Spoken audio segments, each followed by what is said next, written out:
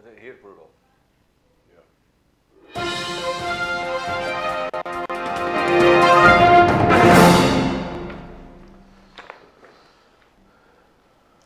नमस्कार नमस्कार नमस्कार, मेरा नाम है राजीव कुमार बजाज एनआर के भी, और मैं हूं इस वक्त एडवोकेट प्रदीप नामगियार जी के साथ। प्रदीप जी नमस्कार। नमस्कार सर, नमस्कार। और प्रदीप जी और मैं दोनों हैं नेशन नाउ पर। नेशन नाउ में आपका स्वागत है। आप सबको जय हिंद, जय महाराष्ट्र, जय भवानी, जय शिवाजी, वंदे मातरम। वंदे मातरम। जय हिंद, जय हिंद, जय Hind. Pradeep ji, so the people of Dharavi turned out in numbers. बिल्कुल sir. And they blocked the BMC Yes. from demolishing what the BMC says are illegal additions that have been made to a mosque. मतलब Exactly. मस्जिद के ऊपर एक जो गैर कानूनी तौर पे अतिक्रमण हुआ है उसको तोड़ने के लिए आए थे। मस्जिद तोड़ने के लिए नहीं आए थे, याद रख लीजिएगा। मस्जिद को तोड़ने के लिए कोई नहीं आया था, मस्जिद में आगे जा करके जो अतिक्रमण किया गया है उसको तोड़ने के लिए आए थे। यस। लेकिन वहां पे क्राउड इतना ज्यादा आ गया प्रदीप जी, पता नहीं कितने, न जाने कितने हजारों लोग वहां पर पहुंच गए, और सब लोगों ने ये कहा कि आप अडानी के लिए आए हैं यहाँ पे। What is going on here Pradeep ji? Now Dharavi means Adani, any action from the government means Adani. So the government over here is going to have a problem. Big problem, sir. Varsha Gaikwad खुद वहाँ पर थी, the MP from there. She is an MP from central, not central, but Dharavi is where she resides probably. So she was there. Her father was from the same Ekanath ji was from the same constituency. पिताजी वहीं के। Yes, and she has taken active part, and the entire crowd जिस प्रकार से mobilize हो गए इस action के खिलाफ। तो इसमें दो चीज है कि there is a mobilization of crowd against demolition.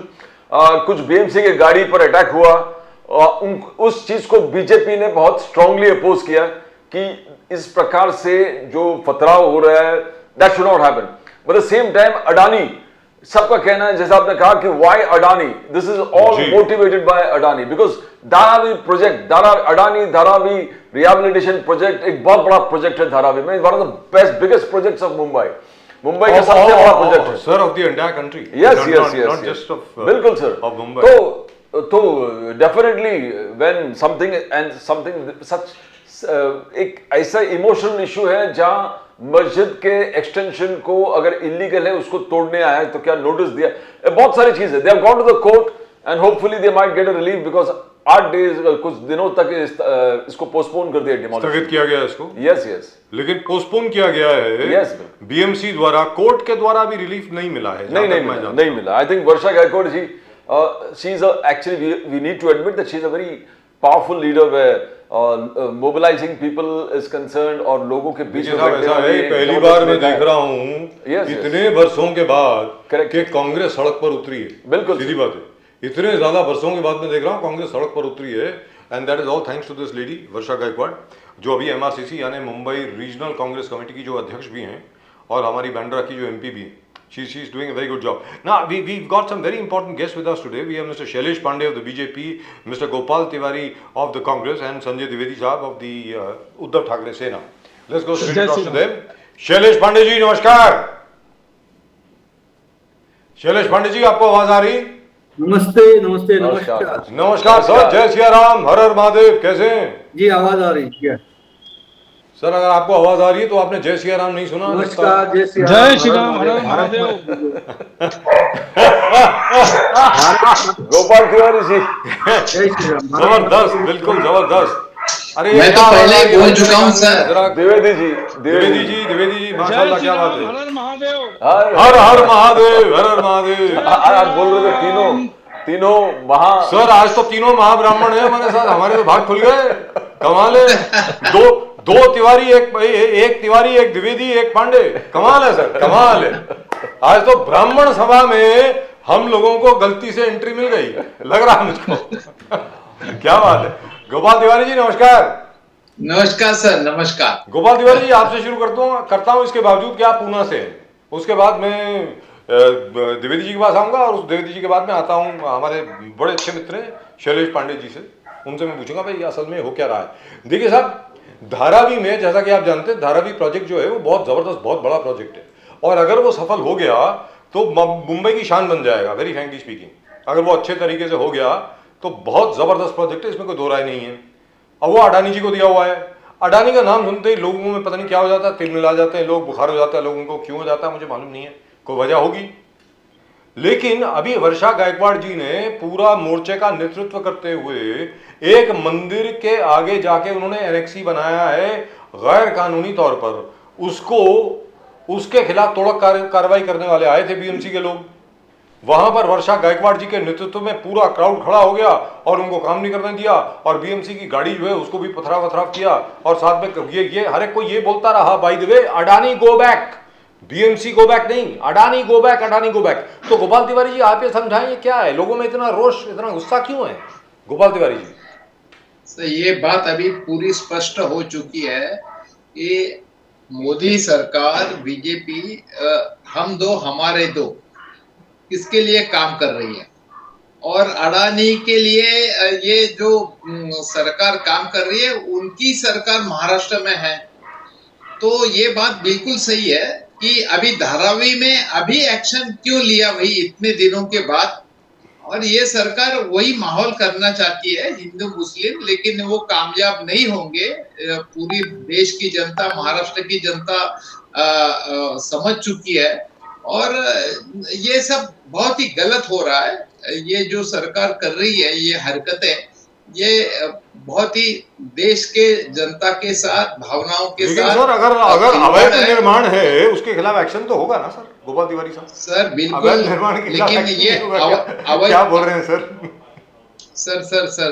जी बोलिए। पहले कुछ दिन पहले बताया था अवैध निर्माण का तो काम है, लेकिन उसको भी एक तरीका है ना, ऐसा है कि भाई आप पॉलिसी डिसाइड करो, उसके बारे में नोटिस इश्यू करो, पेपर में वो डिक्लेयर करो, और आप उनको एक मौका दो कि 2 दिन, 4 दिन, 8 दिन का।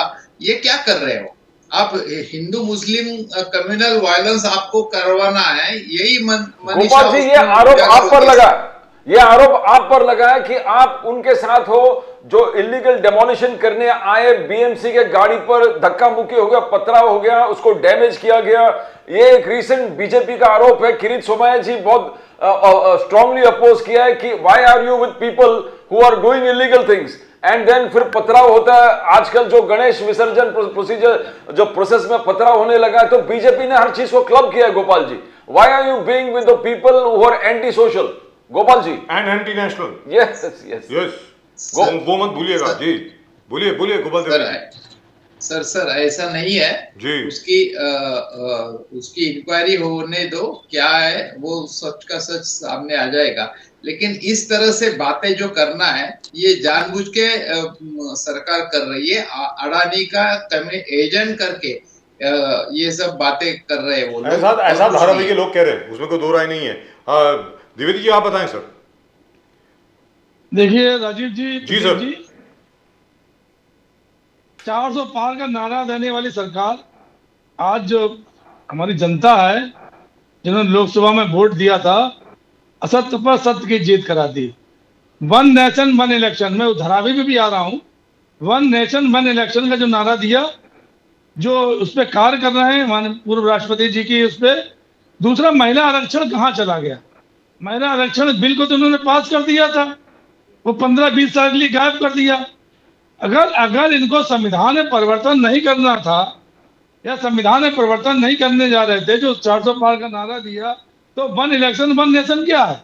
इनके पास 362 सांसद नहीं है, लेकिन इन्होंने 1 नेशन 1 इलेक्शन का नारा दिया, क्योंकि देश को गुमराह कर रहा है। मैं धारावी पे आता हूँ। आपने देखा होगा जब ईस्ट इंडिया कंपनी आई थी, उसका मालिकाना हक हमारे अंग्रेजों का था, ब्रिटिश गवर्नमेंट का था। आज क्या हो रहा है? ईस्ट इंडिया कंपनी फिर आ गई है, वो भी माननीय प्रधानमंत्री के साथ, और वो ईस्ट इंडिया कंपनी के मालिक बना दिए गए अडानी। आज अडानी को आप देख लीजिए, मैं बुराई नहीं कर रहा हूँ भाई, उद्योगपति हैं, उनको अगर मौका मिलेगा तो पूरा देश खरीद लेंगे, उसमें कोई दिक्कत नहीं है, मैं इसको मना नहीं कर रहा हूँ। लेकिन जिस तरह से माननीय प्रधानमंत्री जी द्वारा एयरपोर्ट से लेके जो भी हमारी सार्वजनिक उपक्रम उनको बेचा जा रहा है, और उनको दिया जा रहा है, किसको? अडानी जी को दिया जा रहा। आप किसान आंदोलन कर रहे थे, किसानों के लिए जो भंडार गृह थे, उसकी जमीन किसको आवंटित की गई? हमारे अडानी जी को आवंटित की गई। तो मैंने ये मान लिया है, धारावी के विषय में यहाँ पर इलीगल एनक्रोचमेंट है। उस इलीगल एनक्रोचमेंट को आप A1 A2 के आड़ पर बचाना चाहते हो, अडानी के देखिए, नाम मैं पर बचाना बताता चाहते हो, हूं, यह आरोप है आप प्रदीप जी, पर। प्रदीप हर जी, चीज मेरी में बात आप सुनिए अडानी तो। को लेके आते हो, हर चीज में जो प्रदीप जी। पथराव हो रहा है, पथराव होके जो एक पर्टिकुलर पैटर्न चल रहा है द्विवेदी जी, पथराव करना, एंटी सोशल एलिमेंट। तो बड़ी आप, अच्छी बात आपने की प्रदीप जी, मैं हाँ, उसी तो पे आ आप रहा हूँ आज इनके प्रदीप जी। साथ कैसे?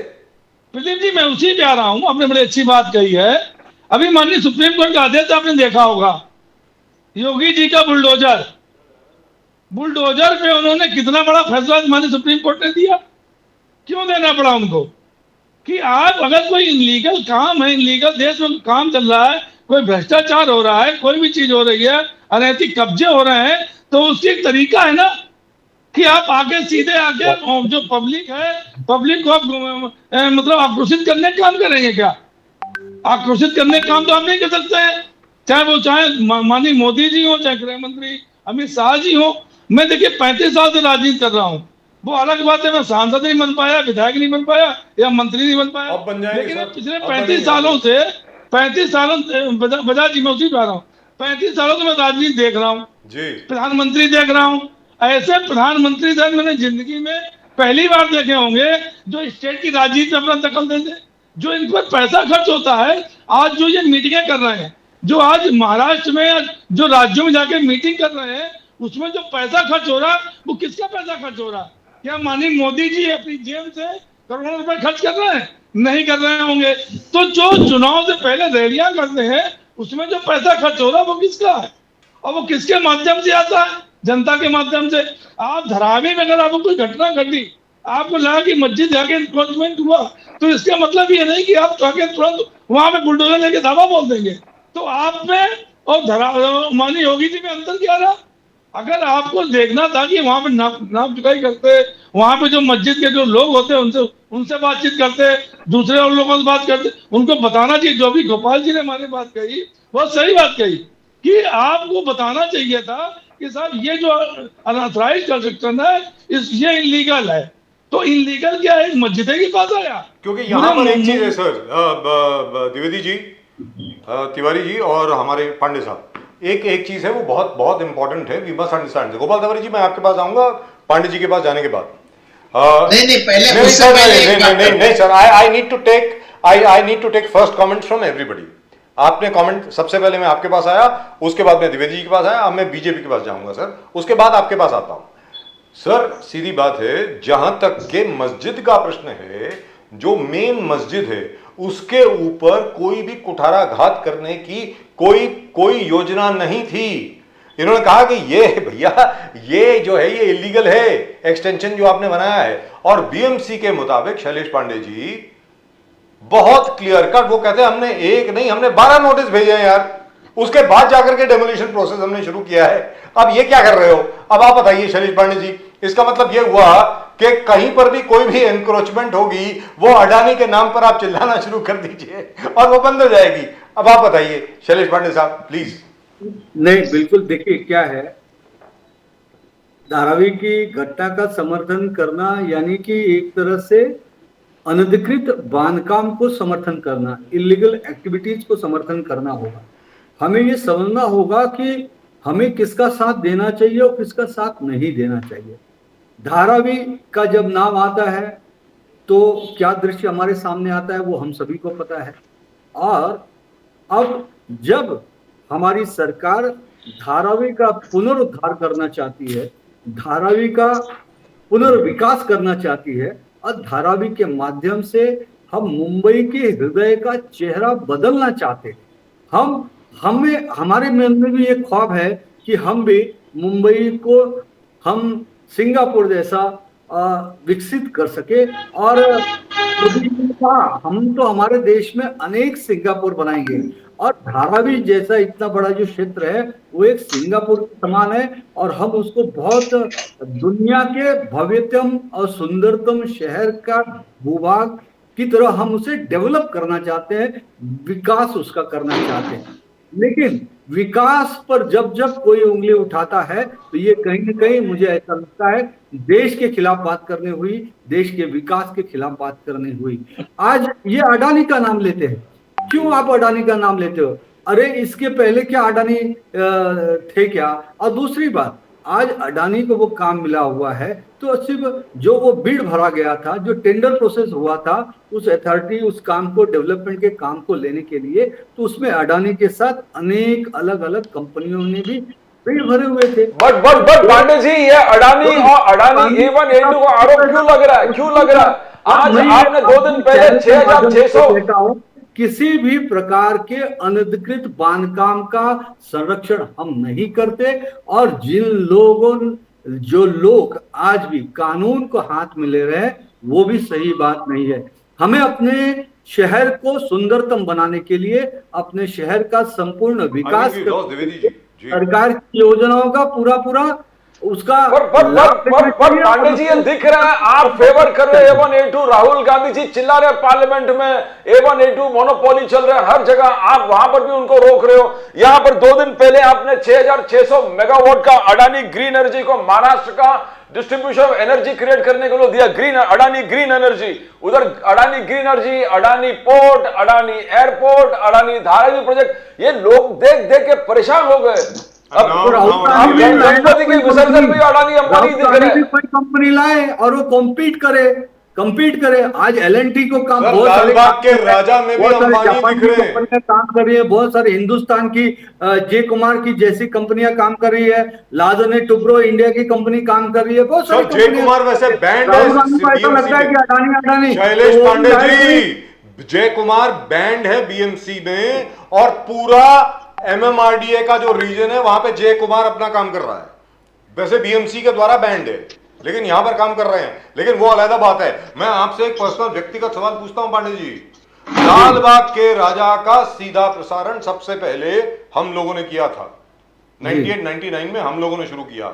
उसके बाद सबसे पहले इन मुंबई में, उसके बाद सहारा में, उसके बाद मेट्रो में, उसके बाद लेमन में, हर जगह पे हम लोगों ने शुरू किया। जो जिस बार्ज में रखा जाता है लाल बाग के राजा को विसर्जन के लिए आगे समंदर तक ले जाने के लिए, आज तक वहां पर परमिशन नहीं थी कि आप कैमरा नहीं लेके जा सकते। लाल बाग के राजा का पानी में विसर्जन कोई शूट नहीं कर सकता। पहली बार देखने को मिला, अंबानी साहब के साहबजादे वहां पर हैं, लाल बाग के राजा को ऐसे पकड़ के हैं और बार्ज में जा रहे हैं। सर ये क्या है? पांडे जी आप ही बताइए, ये क्या, ये ठीक है क्या? आप बताइए। मैं मानता हूं इसमें शायद आपका या सरकार का कोई हस्तक्षेप नहीं है, ये मंडल की जो भी अंदर की कार्यस्थानी है वो है, लेकिन आप व्यक्तिगत तौर पे बताइए क्या ये ठीक है सर? बोलिए। देखिए राजीव जी, मैं बड़े ही स्पष्ट तौर से कहना चाहूंगा, कोई भी काम होता है, गतिविधियां होती है, वो भी नियम कानून के दायरे में होना चाहिए। और जो भी अगर नियम कानून के दायरे में नहीं होना चाहिए, नहीं हुआ कोई भी चीज, तो संविधान है, नियम कानून है, उसको उचित जगह पर उसकी शिकायत की जा सकती है, उचित उस पर कार्रवाई की जा सकती है। और मैं स्पष्ट तौर से कहता हूं कि चाहे वो धार्मिक विषय हो, चाहे सामाजिक विषय हो, देखिए हिंदुस्तान एक लोकतांत्रिक देश है, हमारे देश का लोकतंत्र बहुत ही खूबसूरत है, बहुत ही मजबूत है। हम संविधान को मानने वाले, संविधान पर चलने वाले लोग हैं। तो जो भी काम हो वो संवैधानिक तौर पर होना चाहिए, वो नियम कानून के तौर पे होना चाहिए, ये मेरा स्पष्ट मत है। पांडे जी आप हर चीज को कम्युनल करते हो। आज आप बीजेपी के सीनियर लीडर किरीट सोमैया जी उसको कम्युनलाइज कर रहे थे, बोले धारावी में पथराव हो गया। पथराव करने वालों के साथ आप कौन लोग खड़े हैं? कांग्रेस खड़े है, शिवसेना, उद्धव सेना खड़े हैं। उन्होंने कहा कि आज एक नया पता चल रहा है कि गणेश विसर्जन पे, गणेश मूर्तियों पर पत्थर फेंकना, एक नया सिस्टम चल रहा है। तो ये आप हर चीज को कम्युनलाइज क्यों कर रहे हो पांडे जी? देखिए ये कम्युनलाइजेशन का विषय नहीं है नाम्बियार जी। किरीट सोमैया ने जो बात कही, जो उन्होंने देखा वो कहा, और ये बात सिर्फ किरीट सोमैया ने नहीं देखा, आप सबके हजारों न्यूज चैनल्स के माध्यम से पूरे देश की जनता ने देखा है, पूरी दुनिया ने देखा है कि किस तरह से कांग्रेस पार्टी के सांसद और कांग्रेस के अध्यक्ष खुद वहां पर अनधिकृत बांधकाम के फेवर में आके खड़े हो जाते हैं, आंदोलन करते हैं, और वहां पथराव होता है।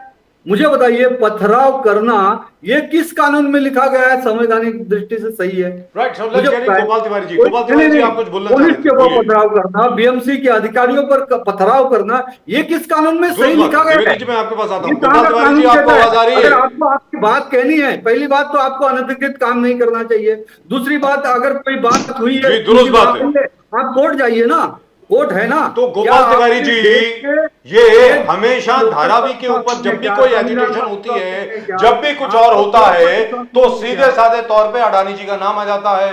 और इनफैक्ट लोगों ने ये नहीं कहा बीएमसी वापस जाओ, उनका अडानी वापस जाओ। गोपाल तिवारी जी प्लीज। ये नामदेव जी, ये मानसिकता है जी, पांडे जी का बोलिए। होने दो, पहले तो मैं बात करता हूँ। जी बोलिए बोलिए गोपाल तिवारी जी बोलिए। पांडे जी मैं बात करूं क्या? अरे पांडे जी रुक गए ना आपके लिए, क्या है? पांडे जी रुक गए अभी, बोलिए ना। अच्छा अच्छा, देखो राजीव जी और प्रदीप जी, जी दो बातें आपको कहना चाहता हूं। बोलिए सर, दो बातें चार कुछ बोलिए बातें सर, चार संजय बातें जी बोलिए, काहे ने दो रखी है सामने। जी अगर एनक्रोचमेंट के अभी पांडे जी बोल रहे थे, ये लोग अगर आ रहे तो एनक्रोचमेंट और अनाधिकृत के फेवर में है। अरे भाई, किरीट सोमैया ने पहले नारायण राणे, छगन भुजबल, सरनाइक, इनके ऊपर भी तो काफी अनाधिकृत और एनक्रोचमेंट के आरोप किए थे। क्यों नहीं कार्रवाई कर रहे उस पे ऊपर? तो आप बड़े बड़े बंगले। आपको अरे सुन, अरे आपको किसने रोका है? आप हाई कोर्ट अरे जाइए, आप देखो, सुप्रीम कोर्ट जाइए। किरीट सोमैया ने विषय उठाया, गोपाल विषय तिवारी जी आप उठाया, बोलिए तो आगे बोलिए। कार्रवाई अरे पांडे जी, आप जा सकते हो पांडे कोर्ट जी, में। गवर्नमेंट आपकी है और आपके किरीट सोमैया आपको ऐसा लग रहा है ना गवर्नमेंट नहीं कर ने रही है। एनक्रोचमेंट के किरीट आरोप सोमैया किए चुप थे। हो गए। अरे प्रताप किरीट सरनाइक सोमैया के ऊपर चुप हो किए गए, थे, गवर्नमेंट नहीं कर नारायण रही है, राणे के तो ऊपर हाई किए कोर्ट जा थे, सकते हो, सुप्रीम छगन कोर्ट जा भुजबल के सकते हो ऊपर आप। किए थे, आपका हाथ किसने और पकड़ा है? आज वो ठंडे बस्ते में है। और दूसरी बात, ये माहौल अभी जो क्रिएट कर रहे हैं, तो ये लैंड जिहाद शब्द कहां से आया? अगर आपको धारावी का रीडेवलपमेंट करना ही है, तो ये कार्रवाई अभी तो रीडेवलपमेंट में वो सब पूरा स्ट्रक्चर नीचे उतर सकता है। ये अभी ये मतलब जब आप लोगों से एग्रीमेंट करोगे, उनसे कंसेंट लोगे, डेवलपमेंट के बारे में उनकी सम्मति लोगे, तो ऑटोमेटिक ये सब होने ही जा रहा है ना। अगर आपको धारावी अच्छी करनी है तो ये सब करने की जरूरत क्या है? आप लोगों के साथ उनको विश्वास में लेके एग्रीमेंट क्यों नहीं करते रीडेवलपमेंट का? आपको कंसेंट है क्या वहां के लोगों की? वो तो आपको वो लोगों से कंसेंट लेना चाहिए, उनके साथ एग्रीमेंट करना चाहिए और स्टेप बाय स्टेप चाहते हैं। लेकिन कांग्रेस पार्टी है, वहाँ के लोगों को भड़का अरे कर क्या उनको कांग्रेस पार्टी का वहाँ क्या को पथराव करके विकास के लोग खिलाफ आपके साथ कांग्रेस है पार्टी क्या? खड़ी हो गई है। आज अरे मुंबई कमल, के अंदर अरे कांग्रेस अरे पार्टी भाई, का आप विकास के लोगों खिलाफ से जो कंसेप्ट तो लीजिए चेहरा है, ना। वो चेहरा अरे उजागर हो गया। देखो देखो देखो, आज वहाँ पर अगर कोई वहाँ भी की सांसद देखो, वर्षा कोई गायकवाड़, रीडेवलपमेंट जो के कि बारे में मंत्री रह चुकी है कांग्रेस आप पार्टी की, भी बात प्रदेश की कीजिए अध्यक्षा है, आज इतने बड़े संवैधानिक पद पर रहते हुए, इस देश के लोकतंत्र के मंदिर का सदस्य सांसद रहते हुए, उस लोकतंत्र के मंदिर का अपमान किया है वर्षा गायकवाड़ ने।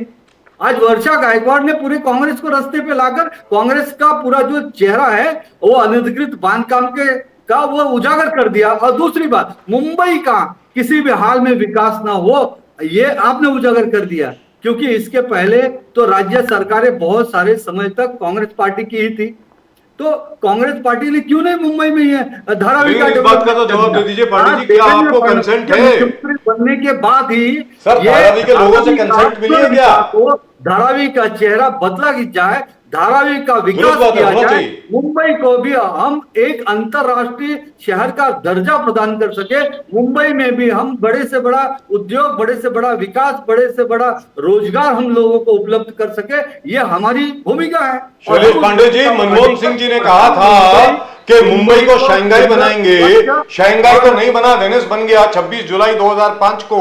आप कह रहे हैं सिंगापुर बनाएंगे, तो मतलब क्या, मतलब कुछ समझ में नहीं आया सर। और दूसरी बात क्या है पांडे साहब, जो सवाल गोपाल तिवारी जी ने पूछा बड़ा अहम सवाल है, मैं भी पूछ रहा हूं उसको, प्रदीप जी भी पूछ रहे हैं, हम सब लोग पूछ रहे हैं, क्या अडानी जी को सहमति मिल गई है, परमिशन मिल गई है लोगों से? सर, लोगों के साथ एग्रीमेंट हो गई है कि नहीं हो गई है? क्योंकि अभी तक, जहां तक मेरी जानकारी है, अभी तक नहीं हुई है। जी द्विवेदी जी, आप कुछ बोलना चाह रहे थे, बोलिए। मैं प्रदीप जी, मैं ये कहना चाह रहा हूँ, जब रीडेवलपमेंट किया जाता है जी, तो शायद पांडे जी को पता नहीं, बड़ी बड़ी लंबी लंबी ज्ञान हमारे बीजेपी प्रवक्ताओं पर इतना लंबा लंबा ज्ञान है, इसकी हद समझ नहीं आता क्या क्या बोल रहे हैं, क्या नहीं बोल रहे हैं। अरे भाई पांडे जी, जब कहीं पे भी बात की जाती है तो वहां के लोगों से बात की जाती है रीडेवलपमेंट के लिए। ये कानूनी, ये प्रक्रिया है, आप चाहे पढ़ लीजिए इसको। आके एकदम से बुलडोजर लेके तो घर मकान तोड़ने नहीं शुरू किए होते हैं। अरे आप डेवलपमेंट करना चाह रहे हैं ना उस जगह का, लेकिन मैं भी इंजीनियर हूँ, लेकिन मैं जानता हूँ इस चीज को कि वहां पे आके वहां के लोगों को कंसर्न लेना पड़ेगा कि हमें इस तरह से कार करना है, लोगों से बैठना पड़ेगा, आगे बुलडोजर नहीं चलाना पड़ेगा। पहली बात तो ये हो गई। दूसरी बात मैं कहना चाह रहा हूँ, जो बार बार ये बात कही जा रही, जो हमारे पांडे जी कह रहे हैं कि जो कांग्रेस को आईना दिखा रहे हैं, अरे भैया कांग्रेस को आईना मत दिखाइए। कांग्रेस 10 साल से 15 साल से 12 साल से आईने ही दिखा रहे हैं। अरे आप क्या कर रहे हो? आपके प्रधानमंत्री जी जुमले राज्य सरकार तो क्या कर रहे हैं? क्या कर रहे हैं जुमले के अलावा?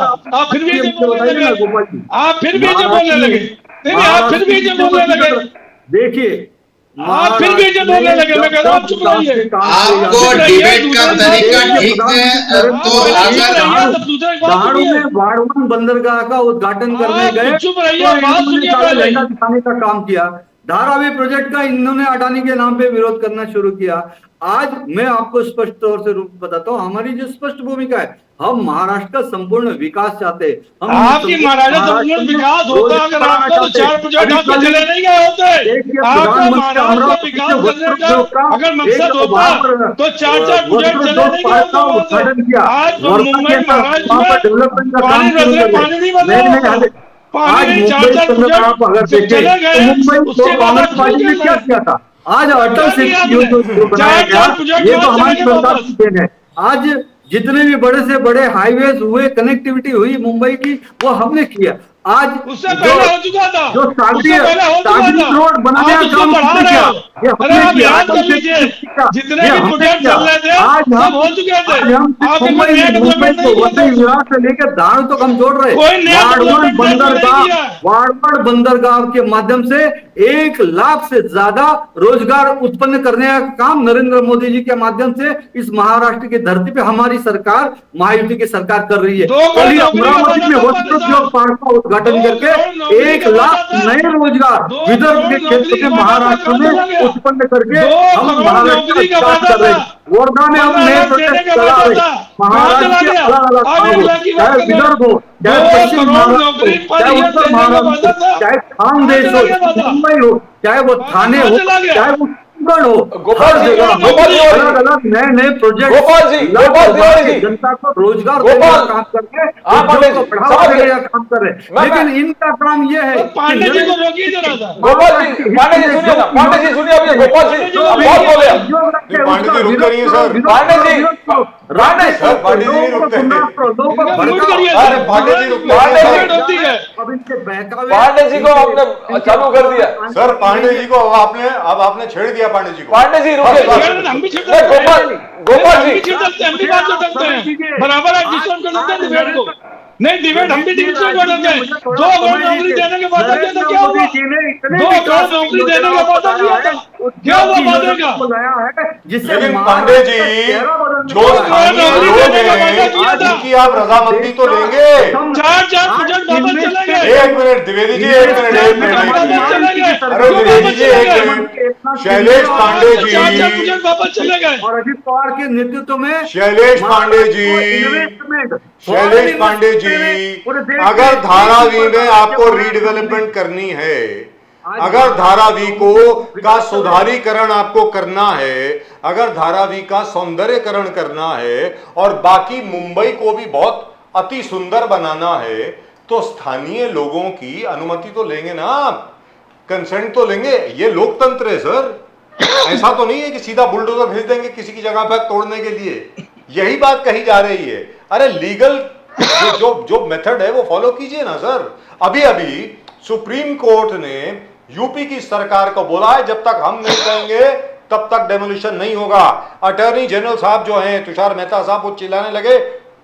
चीफ जस्टिस चंद्रचूड़ ने कहा, और it's on record, heavens will not fall if there is no demolition for the next 15 days.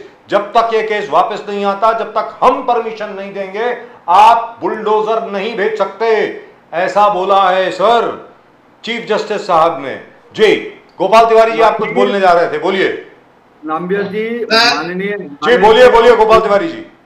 माननीय न्यायालय के आदेश ये को हम पागल का समर्थन मुंह बंद कीजिए। उसको अक्ल का ठिकाना नहीं है। गोपाल जी, ना पर्सनल मत उसको चलिए। लिहाज है डिबेट का। गोपाल ये जी, बेअक्ल जैसे बीच में बोल रहे हैं। इसको सर, सुनने गोपाल की जी आप आदत अपनी बात लगाना रखिए। चाहिए। शैलेश उसको पांडे बोलने जी, दो या शैलेश हमें मत पांडे बुलाओ जी हमारे डिबेट बड़े में। सम्मानीय ये मित्र ऐसे हैं। बेअक्ल लोगों को लाके नो सर, बिठा नो दो सर, आप, नो सर, नो जिनको सर, अक्ल का ठिकाना सर नहीं आई है। विल नॉट पागल अलाउ जैसे इट। बोलते ही जा रहे हैं, बोलते गोपाल ही जा रहे तिवारी हैं। जी, I will not allow it. Personal मत होइए सर, व्यक्तिगत तौर पर किसी पे टिप्पणी अरे तो मत फिर करिए। क्या है? आप ये अपनी क्या बात है? करिए ना। बीच में बोलते अरे ही सर जा आप रहे हैं अपनी ना। बात तो करिए। अगर वो सुनते नहीं तो अभी क्या कोई बोल रहा है करते क्या आपके हैं? बीच में? अभी कोई बोल रहा है आपके बीच में क्या? आप बोलिए ना, बोलिए Gopal Tiwari ji, please go ahead. जी गोपाल तिवारी जी। सर सीधी बात है, कोई भी डिमोलेशन, ये जो बोल रहे थे ना डेवलपमेंट का क्या जी। वह, ये जो अटल सेतु की नींव कब रखी? पृथ्वीराज चौहान जब सीएम थे 2012 में, तब से ये काम चालू हुआ था। और ये कोस्टल रोड कब हुआ था? जब कांग्रेस और इनका गवर्नमेंट था तब हुआ था। और आज तक इतना बॉम्बे का डेवलपमेंट हुआ, ये क्या बीजेपी की सरकार थी क्या तब? क्या बात कर रही है? अरे कम से कम जो एक अटल बिहारी वाजपेयी थे, और कल नितिन गडकरी ने भी कहा पुणे में कि जो पहले की सरकारों ने किया है वो किया है। अरे कुछ तो एडमिट करो। जो झूठा श्रेय लेना चाहते हो आप, ये और क्या है? और ये जो बातें करनी है, गोपाल जी, ये धारावी प्रोजेक्ट राजीव देखो, गांधी के वक्त धारावी से के चालू है। बारे में, राजीव धारावी गांधी के के बारे वक्त से में अगर एग्रीमेंट करके अगर डेवलपमेंट करना है कि लोगों का कंसेंट लेना ही लेना पड़ेगा। आप ले नहीं सकते क्या? लोगों में आपका प्रति विश्वास नहीं है, इसका मतलब आप क्यों नहीं कंसेंट तो लेके गोपाल सब तिवारी करते? जी और अगर द्विवेदी जी, डेवलपमेंट करना है जो तो शैलेश पांडे जी ने कहा, पड़ेगा। मैं एक एक बहुत ही अहम सवाल पूछने वाला हूं सर। ये बहुत गंभीर सवाल है, इसको हल्के में ना लें। पहले गोपाल तिवारी जी, फिर उसके बाद द्विवेदी जी, उसके बाद मैं पांडे साहब के पास जाऊंगा। गोपाल तिवारी जी, एक लाइन में आप जवाब दें। शैलेश पांडे जी ने अभी अभी कहा, अगर आप चाहें शैलेश पांडे जी, मैं उसको रिप्ले कर सकता हूं। उन्होंने कहा कि हम मुंबई का सिंगापुर बनाना चाहते हैं। बहुत लोगों का यह मानना है कि मुंबई को ही आप अति सुंदर मुंबई बनाइए, ताकि दुनिया के अलग शहर के लोग जो हैं वो कहें कि हम मुंबई जैसा बनना चाहते हैं। हम सिंगापुर क्यों बने भाई? गोपाल तिवारी जी, पहले आप। तो ये सपना सबसे पहले अगर आपको याद होगा तो पीएम डॉक्टर मनमोहन सिंह ने बताया था, वो भी गलत था। उसकी नींव रखी थी, उसका भी विरोध किया हमने। उस समय। अरे मुंबई है, मुंबई को सिंगापुर क्यों बनाए हम लोग? आप बताइए। तब This is Mumbai. It is our city. We love Mumbai. Why should I turn it into Singapore? You make it into a great Mumbai. और यही बात बाय द वे बाला साहब ठाकरे ने भी करी थी। और आप बताएं द्विवेदी जी, मुंबई का सौंदर्यकरण करें ताकि बहुत अति सुंदर मुंबई बन जाए। बोलिए सर। मुंबई है। मुंबई सिंगापुर बनाने के जो सपना देखते हैं, ये झूठ है। हम किसी दूसरे की संस्कृति हम नहीं ला सकते अपने देश में। वहां की क्या संस्कृति है, वहां की क्या सभ्यता है, नहीं ला सकते। मुंबई अपने में डेवलप है, वो अपने में अच्छा है। जो मुंबई हमारे जो बाला साहब ठाकरे ने सपना देखा था, जो बाकी कांग्रेस पार्टी के वहां शंघाई के सपने थे, वो कांग्रेस ने बोला सर।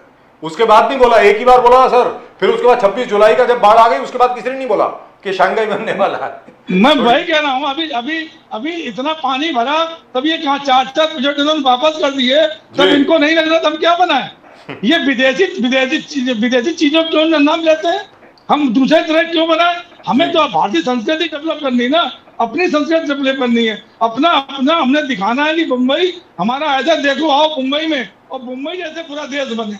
लेकिन मैं एक चीज के लिए आप दोनों की, तिवारी जी और द्विवेदी जी, एक चीज के लिए मैं पांडे जी को साधुवाद देना चाहता हूं। एक चीज के बहुत जरूरी है सर ये बोलना। शायद शैलेश पांडे जी को भी खुद नहीं मालूम होगा, मैं बोल रहा हूं सर अभी। शैलेश पांडे जी, आपने जो ये नया प्रोजेक्ट शुरू किया है ना अभी सिद्धि विनायक टेम्पल जो है, सिद्धि विनायक मंदिर जो है, उसके आसपास एक सिद्धि विनायक कॉरिडोर बनेगा, जहां पे गणपति से संबंधित सारी चीजें होंगी और बहुत अति सुंदर तरीके से बनाई जाएंगी। उसके लिए आपको बहुत बहुत मुबारकबाद। We really need it. Ganpati का शहर है। मैं उम्मीद करता हूं कि ऐसी ही चीज आप बबूलनाथ के लिए भी करें, हाजी अली के लिए भी करें, बाबा मखदूम शाह की जो दरगाह है वहां पर भी करें, और मुंबई का नाम जिस पर पड़ा है, मुंबा देवी का जो मंदिर है, उसके आसपास आप देखिए बहुत हालत खराब है, उसका भी सौंदर्यकरण करें। Very frankly speaking I think we need it. Pradeep ji आपने You बोलना चाह रहे know, मैं एक्चुअली गोपाल जी से, अच्छा बोलिए पांडे जी, बोलिए बोलिए। थे। पांडे जी बोलिए प्लीज। देखिए राजीव जी, आपने बिल्कुल सही बात की। मैं आपके बात का बहुत बहुत धन्यवाद करता हूं। और मैं उसके साथ ही ये बात भी जोड़ूंगा कि हमारे देश के यशस्वी प्रधानमंत्री आदरणीय नरेंद्र मोदी जी का जो मंत्र है वो सबका साथ, सबका विकास, सबका विश्वास और सबका प्रयास। और उस सबका विश्वास में जब हमने मंदिर के पुनरुद्धार की काम किया, तो उसके साथ साथ ही जैसे भगवान राम से संबंधित जो क्षेत्र रहे, हमने राम सर्किट का निर्माण का काम शुरू कराया। उसी तर्ज पे हिंदुस्तान के अंदर जो सूफी संत जी, जो जी, उनके सामने हमने जी। सूफी सर्किट का भी निर्माण काम उसी साथ शुरू किया हुआ जी। है। हमने भगवान बुद्ध से संबंधित जो स्थल हैं उस स्थलों के पुनरुद्धार विकास का भी डेवलपमेंट का काम भी हमने सर शुरू वो किया। लेकिन कब होगा? हमने जैन वो सर्किट, गया कॉरिडोर तो पता नहीं कब से चल रहा है सर, पिछले 10 साल से सुन रहा हूं मैं, अभी तक कुछ नहीं हुआ वहां पे। सिख सर्किट, आप देखिए पाकिस्तान के अंदर ननकाना साहब का वहां पर ले जाकर कॉरिडोर बनाने का काम, ये ऐतिहासिक काम देश। अरे सर गया कॉरिडोर कब बन रहा है ये तो बता दो। 10 साल पहले अनाउंसमेंट हुई थी। बुद्ध सर्किट हो, सूफी सर्किट हो, जैन सर्किट अब शैलेश पांडे जी सुनेंगे नहीं।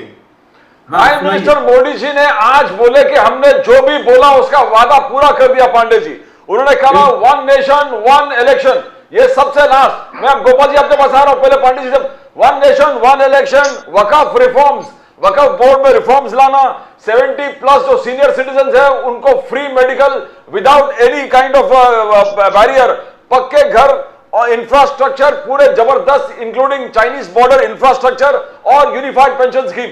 मगर कांग्रेस का, गोपाल जी से पूछेंगे, बोला कि 100 डेज ऑफ फेलियर, आपने कुछ हासिल नहीं किया पांडे जी। 100 दिन मोदी जी के फेलियर है। बोलिए पांडे जी, फिर गोपाल जी के पास जाओ। आज देश के प्रधानमंत्री नरेंद्र मोदी जी ने एक कमिटमेंट पूरा किया है और कमिटमेंट पूरा करने के लिए गट्स लगता है।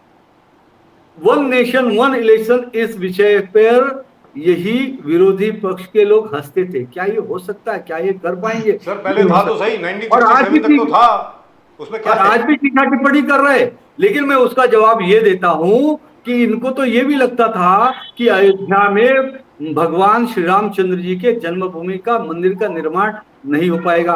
वो हमने करके दिया, नरेंद्र मोदी जी ने कर दिया। जम्मू कश्मीर में धारा 370 ये कहते थे हटा नहीं पाएंगे, हमने धारा 370 हटा दिया। हमने काशी विश्वनाथ का कॉरिडोर बना दिया। हमने 25 करोड़ गरीबों को गरीबी। अब ये क्या बदतमीजी है? ठिकाने रखा जुमले पार्टी, ये जुमला पार्टी बिल्कुल। बोलिए झूठ बोलने वाली पार्टी, झूठ बोलने वाली पार्टी।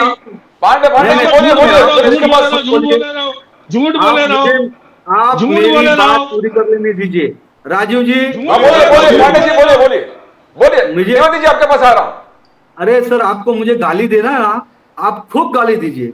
आपके जो संस्कार है, आप अपने संस्कार। पांडे जी बोलिए ना, पांडे जी मुद्दे पर आइए ना। पांडे जी मुद्दे पर आइए। मुझे गाली दीजिए। आपका काम ही है गाली देना, पांडे जी मुद्दे पर। देश में आग लगाना, देश में पक्का घर आरक्षण खतरे में, देश में आग लगा दो। देखिए फिर बकवास करने लगे। लेकिन मेरी बात पहले सुन लो पहले। अब बोलिए पांडे जी, बोलिए। आप उम्र में बड़े हो, मैं पांडे जी मुद्दे पर आइए ना प्लीज, धन्यवाद। मुद्दे पर आइए। मैं ये कह रहा हूं 1 नेशन 1 इलेक्शन से क्या फायदा होने वाला है, और हम ये करेंगे क्योंकि हमने अपने वचन को निभाया है, अपने सारे संकल्प की पूर्ति की है, इसलिए हम ये भी वचन है। आज देखिए देश के 365 दिन चुनाव होते रहते थे। आचार संहिता लगती थी, आचार संहिता लगती थी। आचार संहिता में 45 दिन तक लेकिन अभी आपके पास मेजॉरिटी नहीं है sir, how will you do it? विकास के काम अवरुद्ध हो जाते हैं 45 दिन। सर कैसे करोगे? आज वो बचत होगी, पैसे की बचत होगी, मानव संसाधन की शैलेश बचत पांडे होगी। जी, जो लोग इलेक्शन ड्यूटी में लगते थे वो हर डिपार्टमेंट के शैलेश पांडे जी कैसे करेंगे सर?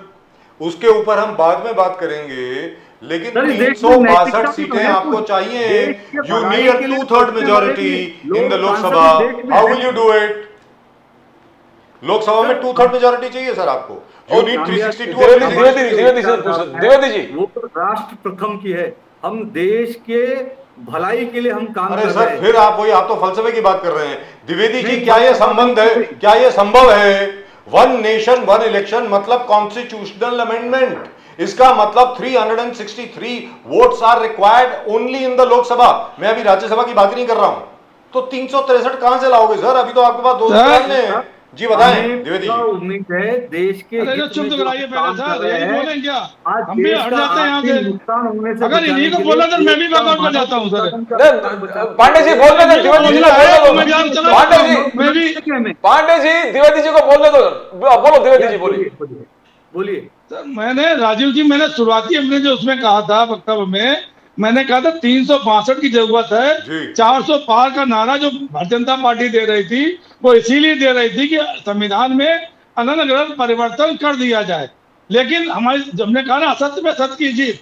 जनता ने दिखा दिया कि ऐसा कोई काम नहीं करेंगे जिससे ऐसा कोई काम हो। 1952 से लेके 1967 तक एक नेशन एक इलेक्शन हुआ कि नहीं हुआ? ये हुआ। भारतीय जनता पार्टी को नहीं पता, हुआ। इनके प्रवक्ताओं को नहीं पता क्या? अगर 67 के बाद एक नेशन एक इलेक्शन नहीं हो पाया तो इसकी वजह क्या है? या क्या वजहों का काम हमारे पूर्व राष्ट्रपति कोविंद जी ने अपने उसमें लिखा है कि 67 के बाद क्यों इलेक्शन नहीं हो पाया। एक नेशन एक, अभी जम्मू कश्मीर का इलेक्शन विधानसभा का इलेक्शन होना था लोकसभा चुनाव के साथ, चुनाव ने क्यों नहीं कराया? अभी लोकसभा चुनाव के साथ जम्मू कश्मीर का इलेक्शन होना था, लेकिन उन्होंने मना कर दिया। क्यों मना कर दिया उन्होंने? अभी 4 राज्यों में चुनाव होने थे, क्यों मना कर दिया? देखिए, उसके लिए कितनी चीजें चाहिए। ईवीएम मशीन ज्यादा चाहिए, आपकी सीआरपीएफ है, फोर्स है, लोकल फोर्स है। और अगर आप इलेक्शन कराएंगे, लॉजिस्टिक्स की बात कर रहे हैं द्विवेदी जी, वो तो लॉजिस्टिक्स की बात होगी, वो तो हो जाएगा। उसमें लॉजिस्टिक्स में कोई प्रॉब्लम नहीं है। प्रॉब्लम कहाँ आने वाली है? वो ये आने वाली है कि बहुत असेंबलीज की लाइफ जो है, विधानसभा की जो लाइफ है, वो लोकसभा से ज्यादा है। मतलब लोकसभा के आगे कई असेंबली सिर्फ 2 साल तक हुई हैं, कोई 1.5 साल तक, कोई 1 साल तक। तो लिहाजा उसको कैसे मैनेज करोगे? क्योंकि अगर आप कहते चलो, पांडे जी सुनिए, one nation one election, lovely idea, fantastic idea, I agree with it. लेकिन प्रॉब्लम जहां आने वाली है कि लोगों ने विधानसभा में वोट दिया 5 साल के लिए, उस 5 साल की सरकार को क्या आप ध्वस्त करेंगे? Pandey ji, one nation one election के लिए शैलेश पांडे जी बताएं। जी क्या पूछे आप, फिर से बोलिए एक बार। सर, मैंने ये कहा, फॉर एग्जाम्पल जैसे महाराष्ट्र में अब चुनाव होंगे नवंबर या दिसंबर में, ठीक है सर, क्योंकि 25 नवंबर 2024 तक महाराष्ट्र असेंबली की लाइफ है। अभी मध्य प्रदेश में नई सरकार बनी 6-7 महीने पहले, राजस्थान में बनी, और आगे जाके अब झारखंड में भी बनेगी। तो अगर वन नेशन वन इलेक्शन करेंगे तो क्या इन असेंबली इलेक्शंस या क्या इन असेंबलीज को आप डिसॉल्व करेंगे? किस प्रकार करेंगे? क्योंकि लोगों ने तो वोट दिया है स्टेट गवर्नमेंट को 5 साल के लिए, तो वो लोगों के साथ धोखाधड़ी नहीं होगी क्या सर? पांडे जी। नहीं, विषय कैसे है नम्बर जी, अभी ये विषय जी उसका सही तौर से भी वो चर्चा होगा, क्या करना है क्या नहीं करना है, वो सारी चीजें। अब वो एक बॉडी बनी है, बॉडी के माध्यम से वो तय किया जाएगा। उसके लिए एक्सपर्ट्स हैं, अभी उसके लिए भी एक मुझे जो भी एक्सपर्ट्स लोग मिलकर निर्णय लेंगे, उस निर्णय के हिसाब से आगे जो भी कार्रवाई होगी। और ठीक है, रही बात मान लो 2-4 स्टेट के चुनाव, मान लो 1-2 साल आगे पीछे होंगे, तो 2-4 स्टेट, अगर हम पूरे 30 मतलब देश की बात करेंगे, तो उसमें अगर 1-2 स्टेट के चुनाव रह भी जाएंगे तो भी क्या हर्ज पड़ता है। और मुझे ऐसा लगता है कि इसको पूरी तरह से असली जामा पहनाने के लिए जो देश के अलग अलग क्षेत्रों के एक्सपर्ट्स हैं, और इसके लिए ऑल पार्टी के नेताओं को भी विश्वास में लेके ये सारी चीजें होंगी। I want to ask Dwivedi ji, आज आदित्य ठाकरे जी ने बहुत इंपॉर्टेंट इशू उठाया। उन्होंने कहा कि बीजेपी हिंदुत्व के बात करते हैं, बांग्लादेशी हिंदूज के बात करते हैं, मगर क्रिकेट मैच बांग्लादेश के साथ खेल रहे हैं, बांग्लादेश के साथ क्रिकेट खेल रहे हैं। ये क्या आप हिंदुत्व के अपने बेनिफिट के लिए हिंदुत्व की बात करेंगे, मगर जब सही आप बार बार कह रहे हैं कि हिंदूज का अत्याचार हो रहा है बांग्लादेश में, तो बांग्लादेश से मैच क्यों है? तो आदित्य ठाकरे ने कैसे देखते हो द्विवेदी जी इस स्टेटमेंट को? देखिए, भारतीय जनता पार्टी हिंदुत्व जो का नारा है, जो वो पूरी दुनिया जान गई है, पूरा विश्व जान गया है, खोखला नारा है। इनके नारे में कोई फर्क नहीं पड़ता। इनको अगर सरकार बनानी है तो ये पीडीपी से सरकार बना सकते हैं, चाहे नीतीश कुमार जी हो उनसे 4 बार सरकार बना सकते हैं, या जो भी हो, जो भी हिंदुत्व के विरुद्ध बोलते भी हैं, जो राम मंदिर का विरोध करते थे, उनके साथ भी सरकार बना सकते हैं। ये बात बार बार कर रहे थे हमने मंदिर बनवाया। अरे भैया शर्म करो माननीय पांडे जी कि सुप्रीम कोर्ट का आदेश बन रहा है। आप प्रधानमंत्री, अगर मोदी जी ना होते तो दूसरा प्रधानमंत्री होता, वो बनवाता। तो प्रधानमंत्री की जो एक जिम्मेदारी होती है कि सुप्रीम कोर्ट के आदेश का पालन किया जाए। तो ये इसमें कोई अपने ऊपर अपना लिया करिए कि हमने बनवा दिया, हमने 370 धारा खत्म कर दी, हमने नहीं ये कर दिया, हमने सब आपने नहीं कर दिया। इस देश की जनता भी देख रही है और जनता भी जब वन नेशन बने अगर जो बात अभी आपने कही, लेकिन जो बात आपने कही तो रिपील किया है ना मोदी मैं जी एक और मिनट, मेरी अमित बात शाह जी ने पूरी रिपील होने किया है दीजिए। ना। मेरी वो बात तो पूरी देना होने पड़ेगा दीजिए। सर, उतना तो मेरी बात क्रेडिट दीजिए सर। मेरी बात पूरी जाने दीजिए। जी बोलिए सर, बात पूरी जाने दीजिए। बोलिए बोलिए। मैं ये कह रहा था कि जो भी मैटर है, जो भी चीजें हैं, आप कहते साहब कांग्रेस ने कुछ नहीं किया। आज सुई से लेके हवाई जहाज बन रहे हैं, उसके बाद अब डेवलपमेंट करना है। जो आप रोड बना रहे हैं, जो भी स्ट्रक्चर बना रहे हैं, रेलवे लाइन को बढ़ा रहे हैं, आप रेलवे लाइन नहीं बना रहे। जो इन्होंने स्टेशन बनवाए, जो इन्होंने बृहद रूप से रेलवे को बढ़ाया, या आयुर्वेद संस्थान बनाए, IIT बनाई, या प्राथमिक स्वास्थ्य केंद्र बनाए, अब जो भी सुविधाएं हैं वो ऑलरेडी चल रही थी ना, तो उसमें आपने डेवलप किया नया। प्रधानमंत्री काम क्या होता है, देश के मुख्यमंत्री काम क्या होता है? देश के मुख्यमंत्री प्रधानमंत्री कार्य होता है, अगर उनको जनता ने जिताया है, जनता ने चुना है, तो उनका काम है देश की जनता का या प्रदेश की जनता को देना। लेकिन आपने क्या किया? अभी 4 प्रोजेक्ट आए, सरकार आपकी थी, महाराष्ट्र में आप कहते हैं मैं सिंगापुर बनाऊंगा, स्विट्जरलैंड बनाऊंगा, अभी 4 प्रोजेक्ट आए, आप कह रहे 1 लाख मैंने वैकेंसी निकाल दी है। अरे 2 करोड़ रुपए, 2 करोड़ नौकरी का वादा करने वाले अगर 1 लाख नौकरी निकाले तो क्या शर्म की बात नहीं है? 4 प्रोजेक्ट जो देश में लगने थे महाराष्ट्र में, उसको आपने दूसरे प्रदेश में भेज दिया, तो क्या शर्म की बात नहीं है? आज चुनाव जब आने वाले हैं महाराष्ट्र में, तब माननीय प्रधानमंत्री जी भी तमाम बातें कर रहे हैं, क्योंकि हम तो प्रधानमंत्री जी को समझ नहीं पा रहे हैं। मैं 30-35 साल से राजनीति कर रहा हूँ, लेकिन अटल बिहारी वाजपेयी को मैंने देखा, मनमोहन सिंह को मैंने देखा, या नरसिम्हा राव को मैंने देखा, तो उन्होंने कभी प्रदेश राज्यों में जाके चुनाव प्रचार नहीं किया था, जिला अध्यक्ष नहीं बन गए थे वो। लेकिन माननीय प्रधानमंत्री भाई ज्ञानी पुरुष है, मैं उनके विषय में कुछ नहीं कह सकता। स्टाइल होता है ना, अपना स्टाइल होता है। मैंने वही कहा, मैं नहीं कह सकता कुछ भी। लेकिन जो जाके जो वहाँ की जो महाराष्ट्र की जो मेन पावर है, किसके पास पावर है, किसके पास नहीं है, इसका कोई मतलब नहीं। उत्तर प्रदेश में किसके पास है? तो अगर एक प्रकार से पूरे देश की पावर अपने पास लग रहा है, तो इसके मतलब आप अपने पार्टी में भी तानाशाही कर रहे हैं। लेकिन इसके पहले कि मैं पांडे जी के पास जाऊं, एक छोटा सा सवाल जिसका एक वाक्य में अगर आप जवाब दें। उद्धव ठाकरे जी की अगर सरकार आ गई MVA की, जैसा कि आप कहते हैं आने वाली, ये आप कहते हैं ना कि महाराष्ट्र में MVA की सरकार आएगी, ऐसा आप कहते हैं, तो क्या उद्धव ठाकरे जी वास्तविकता में अडानी जी का जो धारावी प्रोजेक्ट है वो कैंसिल कर देंगे? उन्होंने कहा है मैं भगा दूंगा उनको यहाँ से, ऐसा उन्होंने प्रेस कॉन्फ्रेंस में बोला था सर। देखिए बजाज जी, प्रदीप जी, मैं एक बात कहना चाहूंगा। जी बोलिए सर। उद्धव जी की सरकार आती है तो उद्धव जी की सरकार जो है वो कोई उनकी उसमें नहीं है, महाविकास अघाड़ी सरकार है।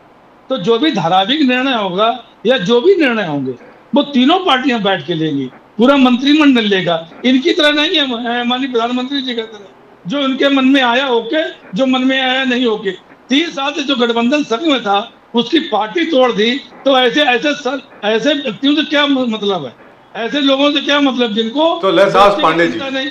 I want to ask Pandey ji, तो फर्स्ट जो आदित्य ठाकरे जी, पांडे जी कह रहा कि आप हिंदुत्व का ठेका लेके रखे हर चीज में, नीतीश राणे से लेके नारायण राणे से लेके हर व्यक्ति हिंदुत्व को प्रोटेक्ट करने वाली बात करते हैं, मगर आज बांग्लादेशी हिंदूज के तिवारी जी, सॉरी पांडे जी, आप कितने हर प्रोग्राम में आप आवाज उठाते हो, हर स्पोक्स पर्सन को आप चैलेंज करते हो, आप क्यों नहीं बोलते हो? फिर बांग्लादेश, आदित्य ठाकरे जी पूछ रहे मैच क्यों खेल रहे हो, फिर इंडिया बांग्लादेश मैच क्यों हो रहा है, क्या बोलेंगे पांडे जी आप? बिल्कुल, मैं अभी भी वही कहूंगा कि आदित्य ठाकरे को बिल्कुल बांग्लादेश के विषय में बोलने का हक नहीं है, क्रिकेट के खिलाफ बोलने का, वो बोलने लायक ही नहीं है। क्योंकि पहले अगर उनको बांग्लादेश के विषय में बोलना चाहिए था तो उन्होंने बांग्लादेश के हिंदुओं पर जो अत्याचार अन्याय हुए, मंदिर जलाए गए, माँ बहन बेटियों के साथ बलात्कार हुआ और वहां के घर में घुसकर मारे गए, उन पे उस अन्याय अत्याचार पर आदित्य ठाकरे चुप क्यों थी, क्यों नहीं बोले? पहले उनको उस पर बोलना चाहिए था। और आज क्या आप बात करेंगे? आज हिंदू हृदय सम्राट बाला साहब ठाकरे के विचारधारा को अरब सागर में उठा के ले जाके फेंक दिया है, जाके कांग्रेस के साथ बैठ गए। वो क्या बात करेंगे हिंदुत्व की और हिंदू के विषय की? उनको तो सर क्या बांग्लादेश के साथ जो टेस्ट मैच हो रहा है वो होना चाहिए कि नहीं? खो दिया। सर बांग्लादेश के साथ जो टेस्ट मैच अभी चल रहा है वो चलना चाहिए कि नहीं चाहिए? जवाब दे दिया मैंने, खुद ही जवाब दे दिया। पांडे जी बोलिए तो आदित्य ठाकरे के विषय में पूछा, इसलिए मैंने आदित्य ठाकरे के विषय का जवाब दिया। तो मैंने आपसे सवाल ये पूछा, ये बहुत बढ़िया टेस्ट मैच चल रहा है, मुझे बड़ा अच्छा लग रहा है सर, लेकिन टेस्ट मैच बहुत अच्छा चल रहा है, हम जीतने वाले हैं, तो अभी टेस्ट मैच को छोड़ दें कि चलाएं? हिंदुस्तान जीतना चाहिए, उसकी मैं सबको बधाई दूंगा जी। बाकी तिवारी जी बहुत हंसी भरे अंदाज में बात करते हैं, बड़ा अच्छा लगता है जी। लेकिन मैं तिवारी जी को भी ये भी धन्यवाद दूंगा कि तिवारी जी चले गए। आप दोनों ने हाँ। द्विवेदी जी और पांडे जी, आप दोनों ने तिवारी जी को इतना तंग किया, तिवारी जी भाग के चले गए। हाँ सर, आप पांडे जी बोलिए। आप दोनों उनको बोलने नहीं देते, वो दोनों बोलने नहीं देते। नहीं, वो क्या है, उनका थोड़ा सा ब्लड प्रेशर चेक कराना चाहिए, शायद बढ़ गया। हाँ, ब्लड प्रेशर उनका हाई हो जाता है बहुत जल्दी। लेकिन देखिए बताइए पांडे जी ने खुद जवाब दे दिया अभी अपने वक्तव्य में कि वहां पे बहन बेटियों से बलात्कार हुए, वहां पे ये हुआ, वो माननीय आदित्य ठाकरे ने नहीं देखा। तो अगर इतना ज्यादा हुआ है तो मैच क्यों? अगर ये सब आप खुद कह रहे हो कि चलो उन्होंने नहीं देखा, तो भैया आपकी आंखें बंद थी क्या? आप नहीं देख रहे हो, आप तो सरकार में हो, आपका प्रधानमंत्री है, आप गृह मंत्री है। अगर इतनी घटनाएं वहां घट रही हैं, चलिए आदित्य ठाकरे ने नहीं देखा, संजय द्विवेदी ने नहीं देखा, तो आप तो देख रहे हैं क्यों मैच हो रहा है? इसका जवाब आप देना चाहेंगे क्या? द्विवेदी जी, बांग्लादेश हमारा एक मित्र देश है, ठीक है। वहां पर जो भी तख्ता पलट हुआ या जो भी गतिविधियां हुई, मैं उस गतिविधियों जो हुई है वो नहीं होनी चाहिए थी, लेकिन ये दुनिया देख रही है कि किस तरह की गतिविधियां पिछले कुछ वर्षों से, चाहे वो पाकिस्तान में घटी हो, चाहे वो श्रीलंका में घटी हो और अब बांग्लादेश में घटी है। आज उसी तरह की आवाज कांग्रेस पार्टी के कुछ लोगों ने संसद तक में भी कहा कि जो पाकिस्तान में हुआ, जो बांग्लादेश में हुआ, जो श्रीलंका में हुआ, अब दिल्ली में भी हो सकता है। तो मुझे कहीं न कहीं लगता है कि अब हिंदुस्तान को भी सजग रहना चाहिए। क्या हिंदुस्तान में कांग्रेस पार्टी से संबंधित लोग या इंडिया अलायंस से संबंधित लोग, जो जिन विदेशी ताकतों ने पाकिस्तान को अस्थिर किया, श्रीलंका को अस्थिर किया, बांग्लादेश को अस्थिर किया, क्या वो ताकतें हिंदुस्तान को भी अस्थिर करना चाहती हैं? और क्या हमारे हिंदुस्तान के कांग्रेस पार्टी के या इंडिया अलायंस के लोग उनके हाथ के कठपुतली बन सकते हैं? ये बहुत बड़ा प्रश्न है, बहुत बड़ा षड्यंत्र वाला प्रश्न है। हमारे देश को भी क्यों ये मैं इसलिए कह रहा हूँ, ये मेरे मन में ये प्रश्न, 10 सेकंड में रोक रहा हूँ। पांडे जी जरा सुनिए ना, पांडे जी 10 सेकंड में रोक रहा हूँ। 10 पांडे जी सेकंड जरा सुनिए, थोड़ा सुनिए, द्विवेदी जी का सुनिए फिर बोलिए। पांडे जी 10 सेकंड रुकिए। पांडे जी एक मिनट सुनिए ना, 1 मिनट सुनिए। हमारी दोस्ती थी, 10 सेकंड रुकिए पांडे जी। देश के अंदर देश के संस्थापक की मूर्तियां को तोड़ा गया। अरे भाई 10 सेकंड रुकिए तो आप। पांडे जी एक मिनट रुकिए ना, 1 मिनट रुकिए। पांडे जी सुन तो लो, पांडे जी सुन तो लो। द्विवेदी जी बोलिए, द्विवेदी जी देखिए, द्विवेदी जी बोलने दो। पांडे जी पड़ोसी भी सुरक्षित रहेंगे, पाकिस्तान, पांडे जी, भूटान, नेपाल अस्थिर रहेगा। सर पांडे जी अपने आप चुप होंगे, अच्छी खबर नहीं पांडे जी हो जाएंगे चुप, एक देशभक्त नागरिक के लिए अच्छी खबर नहीं है। हम सुरक्षित तब ज्यादा रहेंगे जब हमारे पड़ोसी भी सही ढंग से रहेंगे। दुरुस्त बात है, उसमें कोई दो राय नहीं है। यही चीज मोदी जी भी कहते हैं हमेशा। पांडे जी मैं आपके साथ बिल्कुल सहमत हूँ। जी द्विवेदी जी आप बताइए। मोदी जी ने हमेशा कहा है कि हम लोग अपने दोस्त बदल सकते हैं, दुश्मन बदल सकते हैं, लेकिन हम लोग अपने पड़ोसी तो नहीं बदल सकते। सर द्विवेदी जी को आपने रवाना कर दिया, मुझे आ गया द्विवेदी जी आ गए। द्विवेदी जी नहीं द्विवेदी जी आ गए। आगे बोल दिए द्विवेदी जी, कहिए देखिए द्विवेदी जी का मैं धन्यवाद इसलिए करूंगा नामबिया जी, पांडे जी, क्योंकि पांडे जी, भारतीय मेरी जनता बात सुन पार्टी के लीजिए। किए हुए कामों को बड़े अच्छी ढंग अरे से बात सुन लीजिए, नकारते पहले हुए अच्छा पांडे जी अब तो सुन लो पांडे जी सुन लीजिए ना यार, बोलते आप ही बैठेंगे क्या? जी, बोलिए द्विवेदी जी मैं तो बोलिए। आप ही बैठ लीजिए बोलिए, पूरी डिबेट में। द्विवेदी जी, द्विवेदी को अकेले बुला लिया करिए भाई, द्विवेदी हम लोग जी। समय बर्बाद ना किया करिए। द्विवेदी जी बोलिए आपने अभी एक बात कही, बांग्लादेश हमारा मित्र देश है, आपने कहा कि नहीं कहा? कहाँ सर, कहा? तो मित्र देश को क्या अधिकार है कि वहां जो हिंदू और जो रह रहे हो, हमारी बेटियां रह रही हो, उनके संग बलात्कार करें, उनको उत्पीड़न करें? क्या उनको अधिकार है ये? मुझे जवाब दे दीजिए आप जरा। अरे जो सरकार थी वो सरकार हमारी मित्र सरकार की थी, इसलिए वो देश हमारा था, लेकिन तख्ता पलट होने के फिर आप उल्टी बात कर रहे हैं यार, फिर आप उल्टी बात कर रहे हैं। मैं आप पता नहीं, बात कर रहा हूँ। नहीं मैं तो यही तो कह रहा हूँ, भाजपा के प्रवक्ताओं को इतना ज्यादा ज्ञान हो गया, ओवर ज्ञान हो गया। अभी आपने कहा हमारा मित्र देश था, ये मैं उससे पहले भी बता रहा हूँ, जब उन पे अत्याचार हो रहा था, तो अत्याचार का हो रहा था, तो बांग्लादेश के साथ क्रिकेट मैच क्यों? मैं साथ पूछ रहा हूँ। प्रधानमंत्री थी तब तक वो मित्र देश था, आज तख्ता पलट हुआ है, अब उनकी भावना दुर्भावना हमारे देश के साथ है। तो अभी बांग्लादेश से मैच क्यों हो रहा है? यही तो मैं पूछ रहा हूँ। जब वो हट गई तो आज क्यों बांग्लादेश में हो रहा है? देश की नीतियां भी बदलती हैं, देश की नीतियां बदलती हैं। सर ये पांडे जी, समाज से ऊपर है, यहाँ के रहने वालों से ऊपर है, देश की अंदर की बात जरा पूछ नीतियां लें। जनता से ऊपर है क्या?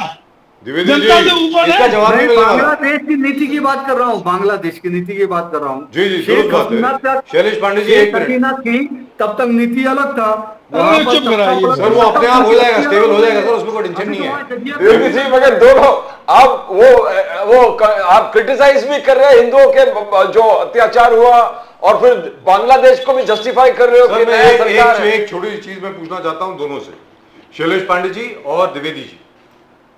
पहले शैलेश पांडे जी और उसके बाद द्विवेदी जी। सर बड़ा गंभीर सवाल है, हो सकता है आपको मजाकिया लगे। सर मैंने सुना है कि बैकग्राउंड टॉक्स चालू हो गई हैं, बैक चैनल टॉक्स आपस में उद्धव ठाकरे जी की दिल्ली में भारतीय जनता पार्टी के साथ एक बार फिर हाथ मिलाने के लिए।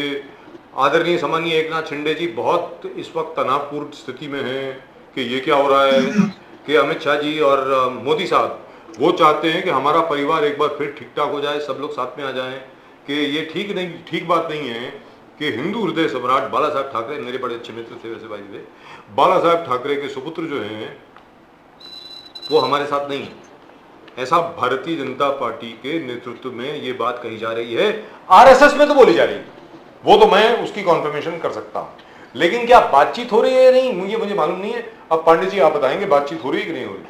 देखिए राजीव जी, मुझे अभी तक किसी शीर्ष नेतृत्व सर जरा जोर से बोलो ना सर प्लीज, कि क्या बातचीत हुई है या नहीं हुई है, लेकिन हाँ मैं इतना मैं जरूर कहूंगा कि हिंदू हृदय सम्राट बाला साहब ठाकरे जी की शिवसेना और भारतीय जनता पार्टी की ये पवित्र हिंदुत्व के ऊपर, देश के हित के ऊपर, महाराष्ट्र के हित के ऊपर ये पवित्र महायुति थी। और कौन चाहेगा कि जो पवित्र युति रहे, एक विचार से, समान विचार से, वो टूटे। ठीक है, स्थिति परिस्थिति के हिसाब से उद्धव ठाकरे जी ने जो भी निर्णय लिया वो निर्णय हिंदुत्व के खिलाफ रहा, हिंदुत्व से वो दूर गए, भारतीय जनता पार्टी से दूर गए। लेकिन 25 सालों का जो ये गठबंधन था, वो गठबंधन तो ऐसे एक दिन में तो भूल नहीं सकता है, बिल्कुल नहीं। और राजनीति देखिए, राजनीति में कभी भी कोई भी चीज एक फिक्स नहीं होती है, कभी भी बदलाव आ सकता है, नए साथी जुड़ सकते हैं। क्या बात है sir, wonderful, that is the best you said. मेरे लिए सबसे खुशी की खबर यही होगी। अच्छा आप द्विवेदी जी आप बताएं, हो सकता है क्या? द्विवेदी घुटन सा महसूस हो रहा है उद्धव ठाकरे जी को, सीएम बनाने वाले थे ना, सीएम बन रहा है, वो कुर्सी भी बराबर हो गई मंच में, पहले पड़ा होता था कुर्सी।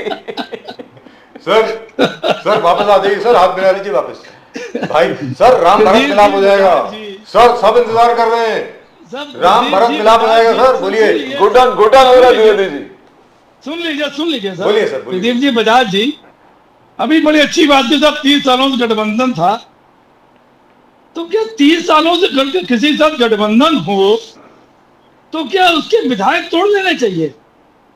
उसके साथ विश्वासघात करना चाहिए क्या?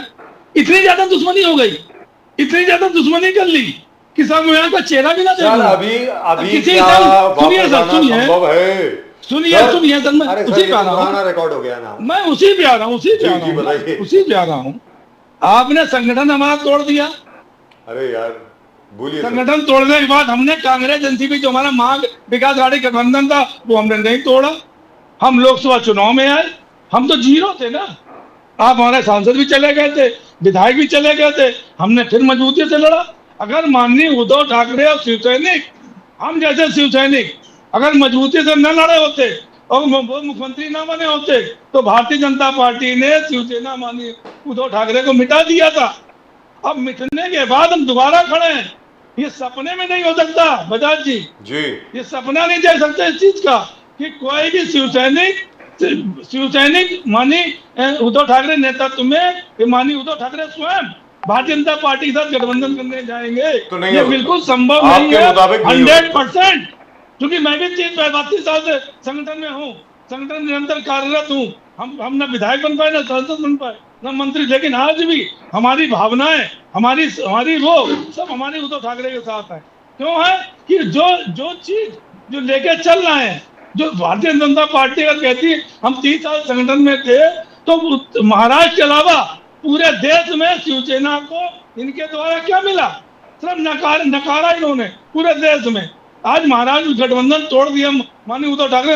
मैं स्वागत करता हूं कि जो इनके संग रहते हैं, चाहे अकाली दल रहा हो, चाहे इनके रामविलास पासवान की पार्टी रही हो। रामविलास पासवान के पहले चाचा जी से गठबंधन किया, अब चाचा जी को लात मार के उनके लड़के से गठबंधन कर लिया। तो इनकी राजनीति जो है क्या है कि हमें जो फायदा लगे जिससे हम उसके साथ में है। चलिए आज पांडे जी, इनको आप लग बताइए। रहा है, One final word आज from you, इनको पांडे लग जी। रहा है, आज इनको बोलिए लग पांडे रहा है जी। कि शिवसेना गठबंधन तोड़ के इन्होंने गलती की, तो ये पछता रहे हैं। हम नहीं पछता रहे हैं। हम अपने जो गठबंधन जो हमने किया है वो हमारे उद्धव ठाकरे का अधिकार क्षेत्र है कि वो बीजेपी के साथ रहेंगे या कांग्रेस एनसीपी के साथ रहेंगे। हमारा उनका जो है कांग्रेस एनसीपी के साथ लड़के चुनाव लड़ेंगे और 200 सीटों से ज्यादा हम इस बार विधानसभा में लेके 200 सीटों से ज्यादा। पांडे जी, एमबीए की 200 से ज्यादा सीटें आ रही हैं महाराष्ट्र में। बोलिए सर। देखिए, इन्होंने जो कहा कि हमने विश्वासघात किया, तो हमने विश्वासघात नहीं किया। उद्धव ठाकरे जी खुद शरद पवार और संजय राउत के बहकावे में कांग्रेस के साथ जाकर उन्होंने सरकार बनाई, और उसके बाद हमने किसी की विधायक नहीं तोड़े, ना हमने कुछ किया। एकनाथ शिंदे के नेतृत्व में सर अपने आप ही हो जाता है सब कुछ। 50 से ज्यादा विधायक वो खुद भारतीय जनता पार्टी के समर्थन में आए। जी हमने कोई पार्टी नहीं तोड़ी। अरे सर, पार्टी कोई तोड़ता है तो 1-2 आदमी टूटते, 3 टूटते, ये 50-50 विधायक ऐसे नहीं टूटते। ये वैचारिक क्रांति थी एक तरह की कि हिंदुत्व के आधार पर। और दूसरी बात, वो अलायंस में प्री पोल अलायंस की वो गठबंधन की चुनाव में हम एक साथ गए थे और पब्लिक महाराष्ट्र सरकार ने मैंडेट किया था। पब्लिक महाराष्ट्र ने मैंडेट किया था भारतीय जनता पार्टी। अरे आप इतना बोले, अब मुझे तो बोलने दीजिए। अरे आप मुझे बोल तो लेने दीजिए। जब उद्धव ठाकरे जब ले रहे थे तब उनके साथ इंडिया दिखाई पड़ रहा था। ये सब बेकार की बातें हैं। आपने स्वयं तोड़ा, सरकार आपको गिरानी थी, लेकिन जनता को देखिए उसका। One final word from mister Pandey. Pandey साहब बोलिए। फाइनल पांडे जी बोले लास्ट वर्ड। मैं फिर से यही कहूंगा, कोई भी पार्टी अपने मूल विचारधारा से हटेगी, भटकेगी तो उसके लोग उससे दूर होंगे, और वही शिवसेना के साथ हुआ। शिवसेना ने हिंदुइज्म सम्राट आदरणीय बाला साहब ठाकरे की विचारधारा को छोड़ा, और जो बाला साहब ठाकरे ये कहते थे कि मैं कभी भी अपने पार्टी कांग्रेस नहीं होने दूंगा, ऐसी नौबत आएगी तो मैं मेरा दुकान शटर बंद कर दूंगा। लेकिन उद्धव साहब ने बाला साहब ठाकरे जी के भी बातों को नकार के कांग्रेस के साथ गए। इसके लिए एकनाथ शिंदे पांडे जी चलते चलते ये भी बता दें, वो महाराष्ट्र के हित के लिए हिंदुत्व के लिए भारतीय जनता पार्टी के साथ आए। ये सच्चाई है। इमरजेंसी का समर्थन किया था। सर पांडे जी ये भी बता दीजिए, पांडे जी ये भी बता दीजिए, अभी द्विवेदी जी ने कहा कि 200 से ज्यादा सीटें आएंगी एमबीए की। कितनी आ रही है सर आपकी? इनकी अगर 200 आ रही है तो आपकी कितनी आ रही है? सिर्फ 88 बची। देखिए, मैं इतना आपको कहूंगा कि जिस तरह काम देश के प्रधानमंत्री नरेंद्र मोदी जी कर रहे हैं, हमारी महायुति की सरकार, मुख्यमंत्री एकनाथ शिंदे जी, उप मुख्यमंत्री देवेंद्र फडणवीस जी, अजित पवार जी, और जो योजना है लाडली मुख्यमंत्री लाडली बहन जैसे योजना ने पूरे महाराष्ट्र में धूम मचाया हुआ है। जिस तरह से वाढवन बंदरगाह, अमरावती, वर्धा, मुंबई, ठाणे, विदर्भ, हर जगह हम विकास की गंगा बहा रहे हैं। मुझे पूरा विश्वास है कि आने वाले चुनाव में महायुति भारतीय जनता पार्टी, शिवसेना, राष्ट्रवादी कांग्रेस पार्टी की सरकार बनेगी और फिर से हम नरेंद्र मोदी जी के नेतृत्व में महाराष्ट्र को एक बार फिर से क्या बात है देश साहब। का सर्वोच्चतम राज्य बनाएंगे और महाराष्ट्र का चौमुखी विकास करेंगे। Thank you so much gentleman, thank you very much. Dwivedi ji, always a pleasure talking to you sir. और साथ में पांडे जी, आपका भी बहुत बहुत धन्यवाद। मैंने कहा ना, हमारे बड़े भाग्य हैं कि महापंडित थे हमारे साथ तीन, एक पंडित जी तो भाग गए, लेकिन तीन ब्राह्मण, अभी 2 ब्राह्मण हमारे साथ हैं sir. Thank you so much. नमस्कार सर। जय हिंद, जय महाराष्ट्र, नमस्कार। जय भवानी, जय शिवाजी, वंदे मातरम, हर हर Mahadev. Thank you so much, gentlemen. Thank you very much. Now, I wonder why Gopal Tiwari decided to run away. He actually decided to run away. He didn't. There was no technical element, nothing of that sort. He was being given ample opportunity, but you can't monopolize a conversation. Let's be very, very clear. Everybody has to have a chance to speak. And if Mr. Gopal Tiwari thinks that he's going to be speaking alone, well, then he should have a show alone. That's it. That's what I think. Which is terrible, by the way. And rightfully speaking, this was a day of triumph actually for the Congress.